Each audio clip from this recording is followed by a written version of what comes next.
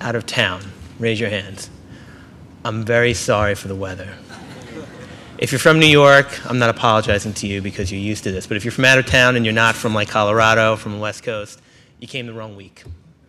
It is brutal, but we're going to be talking a bit about a topic that warms my heart and hopefully will warm yours as well. We're going to be talking about audience data quality and campaign audience verification. But before we get into anything along those lines, I'm sure many of you are familiar with eXelate and what we do, but some of you probably are not. So I'm going to take a minute to just explain who we are and what we do in the ecosystem. So eXelate, as a business, we're helping marketers make the best decisions through the use of data. We operate the largest data exchange, data marketplace in the market, the largest depth and breadth of data across age, gender, demographic data, purchase intent data, and interest data. And we have over 90+ integrations with demand-side partners, ad networks, folks of that nature. So we make it very easy for marketers and agencies to identify, target, and then execute media buying against any audience that they're looking to reach. Now, we've been doing this for 5+ years, and we're proud of our industry leadership in the space. And we think that one of the most important things to helping marketers make the best decisions through data is data quality. It's very important. So today we're going to spend a couple minutes talking to you about defining data quality with campaign audience verification. And we'll have Andrew Feigenson, who's sitting down here in the front row, help and give a couple of slides on what the folks over at Nielsen are doing to partner with eXelate to make sure that we can lead the industry as it relates to data quality and audience verification. So let's get started. The issue about campaign verification, right? So audience-based buying is really growing, and third-party audience verification has become widely used. Many folks over the last year or so, for sure, have been using measurement from third-party measurement companies, as there's been a large shift away from measurement from a click perspective to looking at accuracy around targeting. I know in conversations with our platform customers, our agencies, and marketers, there is a lot of buzz around using Nielsen OCR or other campaign verification solutions to measure the accuracy of data. And this will only continue. It is a major shift that's occurring in the marketplace. For us as an industry that's been primarily looking at click rates as a measurement solution. This shift is ongoing, and I don't think it's going to change as the market becomes more mature, as brand advertisers get used to and more interested in audience-based buying, and there's greater adoption by large brands to use audience-based buying as opposed to site-side buying. However, expectations for delivery rates have to be reset in the industry. It's not reasonable to think that you're going to have 100% accuracy of targeting online as it relates to verification and measurement. So as an industry, on the publisher side, agencies, advertisers, video ad networks, we all have to work together to make sure that proper expectations are set for the marketer and really understand what the value is of verification as it relates to data quality. So Andrew, if you want to come up and spend 2 minutes talking about what you're doing to partner with us, that would set the stage for some of the results we've seen in some of the data that we've tested with you. Okay. So being a Nielsen guy, I have to start out with a statistic. Most people lose 80% of their body heat through their head. I lose 99%. And that means I have 1% left. I may collapse on stage. So let me start by saying I'm going to assume most of you know a little bit about Nielsen online campaign ratings. I'm not going to spend a lot of time. Here's the real quick cliff notes. We partnered with Facebook. In a lot of ways, we've taken the model of panels to measure online, which you typically see about 1% or less recognition of an audience. We've essentially, in our partnership with Facebook, started using them in essence as a panel, right? So now we recognize about 41% on average of the people exposed to a campaign. To make this really simple, imagine taking this entire room and projecting an audience on one person down here, you probably wouldn't get the best result, right? Now imagine doing it on this entire side of the room, right? You get a very different result. The reason I mention this is just as background, but probably more important, when we designed Nielsen online campaign ratings, we did it with brand advertisers in mind. The goal was from our large brands was to help them buy online in a way similar to the way they buy traditional media right now. And as David mentioned, what happened was interesting. They started going to online publishers and asking to pay for the audiences that were delivered the same way they do on traditional media. This is problematic, right? Because as an industry, right, if you really look at the implicit assumption behind our buying models, what you find is we assume that when we deliver our audiences, it's 100% accurate. It's not anything anyone said. It's not anything anyone necessarily believes, but it's something that's been in those models. And what our publishers found, in fact, was that they were not only not 100% accurate, and sometimes they were a lot less than that, right? And so as a result, there's been kind of this confusion about how publishers and advertisers adjust their models. And so I wanted to start by giving a little bit of a context for this. And the context comes in way of benchmarks. So what you're looking at here is a table, of course, right? Where if you look at the green on the bottom, we've taken the US online population, right? So if you look at, there's a line here that says people, P for people, and if you take 18 to 34 and you go down, what you'll see is that about 23% of the online population are people 18 to 34. Similarly, if you take the M, which would be male, right, and you go across to 18 to 24, what you'll see is that 5% of the online population is 18 to 24. So put it a different way, if I were to take an ad and I were to run it randomly across the entire internet, I would hit 5% of my 18 to 24 male population, right? On the top hand side, what you'll see in pink is we took over 1,800 campaigns that were actually targeted towards certain demographic groups, and we looked at the results of those, right? And what you'll see is really different. So if you take that same males 18 to 34 and you look at the results of these 1,800 campaigns, you'll see that on average, 22% of the audience reached by those campaigns was in that target group. So you can look at this a few ways. You could say, oh my God, 22%, that's horrible. That's not 100%, right? And I think that's the way the industry started looking at it originally, right? But you can look at it a very different way as well, right? If you would hit 5% by not targeting in any way, and now you're hitting 22% of the audience you're looking for, that's a 4x improvement, right? A 4x improvement, right? So, and this is what we've seen across the board. A few things we took away from this kind of project of benchmarking things. First of all, what that means for me is that precision marketing is working. Whether you're targeting on cookies, whether you're targeting contextually, because we didn't break those out in any kind of way, it means that you're improving efficiency a lot, right? You're getting a lot more of your audience online.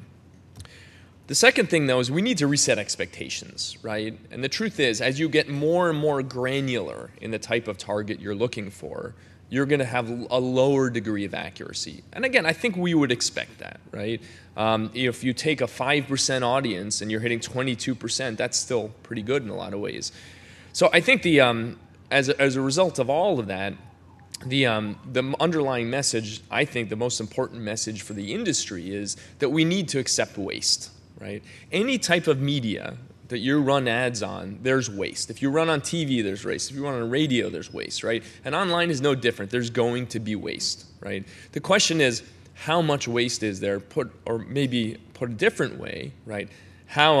What's your marginal return on a new ad, right? So if I take one new ad and I put it out there using data, and I get a 4x, return on that, how does that compare to what I would be getting elsewhere or in an untargeted way? And that kind of question, I think, has led to a lot of looking at underlying data sets. So in other words, if we start looking at waste overall and we look at how we can improve our delivery of things now that there is a benchmark, I think we've started to see some interesting looks at how we improve data. And eXelate I'm really thrilled by the work they've done. I'm actually excited by it, and I hope that warms you up today. So David's going to talk about how they've addressed this from their perspective.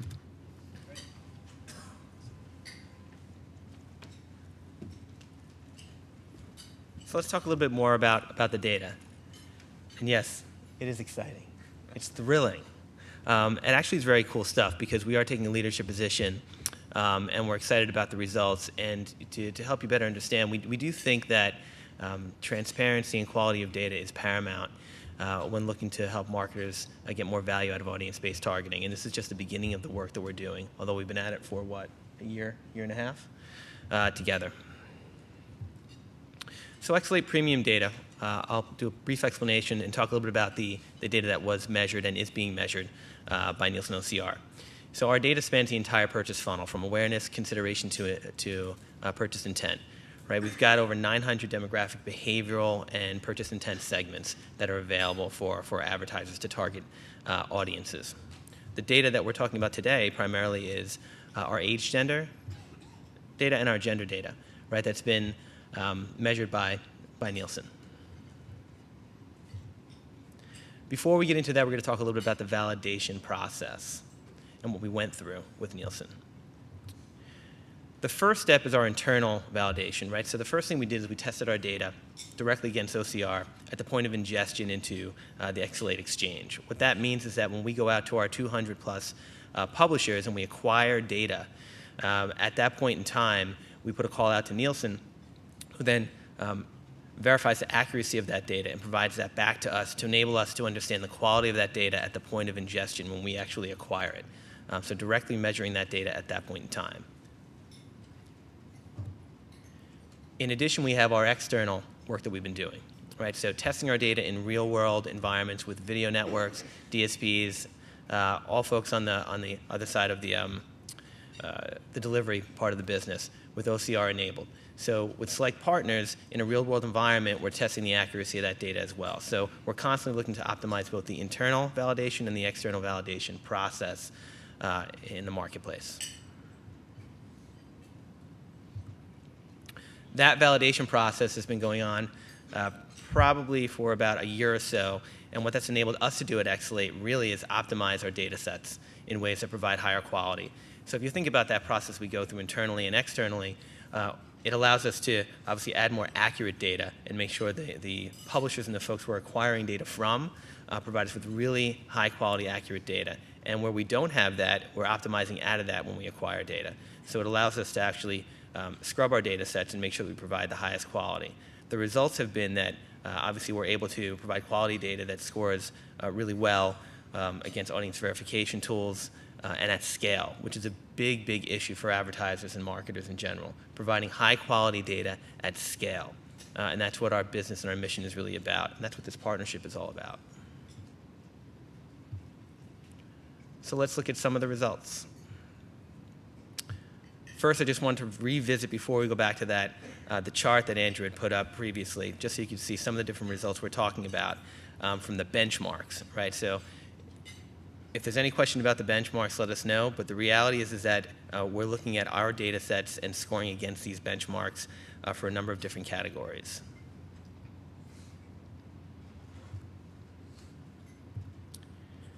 The first data set I want to introduce you to is really male 18 to 24. Looking at that data set and having that target be verified, if you look at eXelate in the green, our accuracy is about 40%. According to the benchmarks that Nielsen has for OCR, the benchmarks today are around 20%. So we're actually doubling the accuracy according to Nielsen's OCR and their verification process for males 18 to 24. That speaks to the work that we're doing to optimize the quality of our data and the lift if you were to target just on eXelate data as opposed to not, which we're very proud of the work that we're doing there, but it's only the beginning. Next, we took a look at females 18 to 34 as a sample, and you can see there our accuracy scored at 45% as opposed to around 32% for the benchmark of OCR accuracy. Once again, showing the lift that we have, the quality of the data that we have, the work that we're doing to improve and provide more value, and making sure that that accuracy provides great lift against the benchmarks that OCR is set. And the last data set for this, the purpose of this presentation, really is female 25 to 54. And in that data set, our accuracy is about 53% as compared to about 40, 42% with OCR from a benchmark perspective. So across the board, and these are just some of the different samples of data sets that we've had that have been measured by OCR. Across all the data sets, we found varying degrees of lift in accuracy associated with targeting on eXelate data as opposed to not targeting on eXelate data. So we're proud of the work that we're doing there to improve that quality. But I think the real thing that we're trying to do is make sure that people understand the actual lift you can get over the benchmarks and what that measurement really means from an advertising perspective, and trying to reset expectations in the marketplace on what truly is valuable from a targeting perspective. We do need to focus on lift, right? What is the next best alternative? These are the sort of things that we think are valid questions and things we need to be working towards and talking about, right? There is no one-size-fits-all to accuracy. And as Andrew had mentioned previously, the size of the audience really makes a big difference on the accuracy that you'll get. A very narrow target, you'll find that you have a very different measurement score than a very broad-based target. But we do think that one-size-fits-all doesn't really work, and there's a lot of varying reasons for that. At eXelate, we're going to continue to improve our results. We have dedicated teams to working with Nielsen and other measurement platforms to ensure that we can improve the quality of our data ongoing. It's an iterative process. We'll make sure that we continue to have the highest quality age and gender data, as well as looking into, down the road, our interest and intent data as well. So some of the key takeaways. Really, emerging validation tools will become a must-have for guidance for accuracy expectations. I really believe this. As I've said over the last 12 months, we've seen a lot of dialogue, a lot of conversation in the marketplace, specifically about OCR and other folks, and that measurement, and how that's being kind of demanded by marketers to use that as a standard form of measuring accuracy of data. That will continue. I don't see that slowing down. Actually, I see that becoming more prevalent as the market matures and as more brand advertisers get into the business of audience targeting and are looking for ways to standardize on their measurement. eXelate really is leading the data industry on quality and accuracy and scale of data, and making sure that we provide the highest quality data in the marketplace to make sure that your advertisers and marketers really feel that they're reaching the targets they want to reach in the best possible way that they can. And we'll continuously work with Nielsen and other folks in the marketplace and take a leadership position to continue to improve those results over time. We do want to make sure that it's very clear in the marketplace that we're leading from a quality perspective around age and gender. And as I mentioned previously, we're going to be looking further into our interest and our intent data to make sure that we can provide quality at scale for our advertisers. So that kind of wraps up the sort of the data side of our presentation and some of the scores that we've had and the work we're doing with Nielsen. I'd love to open it up for questions for people. This presentation, I think, will be made available by MediaPost. But any questions that folks have, let's talk about it. Sure. Amy Benzowitz from listbargains.com. We're a data company, and I have a question. When you had shown how you had a lift in the different age and gender ranges over Nielsen's OCR, was your lift over that? Because you had said on the internal validation, you actually measured against Nielsen, especially for those two fields. Right. So was it your external testing that brought you, greater accuracy, or was it something else? That's measured against our internal testing at the point of ingestion when the data comes into eXelate, and then we have Nielsen score that data. That's at the internal ingestion point. So our external testing, the measurement results vary depending on the partner that's doing the actual testing on that behalf. Sometimes we scored higher, and in certain areas and certain demographics. Can't see over there. But the reality is that the measurement and the actual results that we showed today are on our internal testing, and there's going to be a varying degree of results that are different for different folks from an external standpoint. There's a lot of factors that go into affecting that, because we are obviously we're all browser-based in terms of our data. There's things around shared computers. There's things around how media campaigns are executed. There's a lot of varying factors, but for the purpose of this presentation today, we wanted to share the results from our direct internal work that we've done. Yes. and whatnot add to that. Super. Thank you. No problem. Any other questions? How are we doing? No? Out of time? We're out of time. We're out of time. David and Andrew, will you be around? I know you guys have a table outside with some of your team here from eXelate. Absolutely. We'll be around today. There'll be members of eXelate around out front. So if you have any questions or at any time, feel free to get in touch with me. We'd love to talk to anybody about any questions they have around what we're talking about. Great. David, thank you very much. Andrew, thank you.